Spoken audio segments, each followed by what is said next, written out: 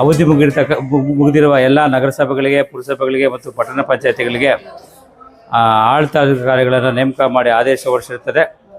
ನಗರಸಭೆಗಳಿಗೆ ಜಿಲ್ಲಾಧಿಕಾರಿಗಳನ್ನು, ಪುರಸಭೆಗಳಿಗೆ ಉಪವಿಭಾಗಾಧಿಕಾರಿಗಳನ್ನು, ಪಟ್ಟಣ ಪಂಚಾಯತಿಗಳಿಗೆ ತಹಸೀಲ್ದಾರರನ್ನು ನೇಮಕ ಮಾಡಿ ಸರ್ಕಾರ ಆದೇಶ ಹೊರಡಿಸಿರುತ್ತದೆ. ಅದರಂತೆ KGF ನಗರಸಭೆಗೆ ಜಿಲ್ಲಾಧಿಕಾರಿಗಳನ್ನು ಆಡಳಿತಾಧಿಕಾರಿಗಳಾಗಿ ನೇಮಕ ಮಾಡಿರ್ತಾರೆ.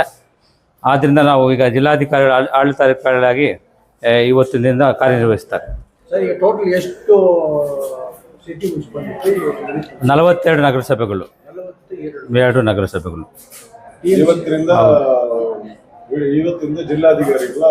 ನಗರಸಭೆಗಳಿಗೆ ಜಿಲ್ಲಾಧಿಕಾರಿಗಳಿರ್ತಾರೆ, ಪುರಸಭೆಗಳಿಗೆ ಉಪವಿಭಾಗಾಧಿಕಾರಿ ಇರ್ತಾರೆ, ಪಟ್ಟಣ ಪಂಚಾಯತಿಗಳಿಗೆ ತಹಸೀಲ್ದಾರ್ ಇರ್ತಾರೆ.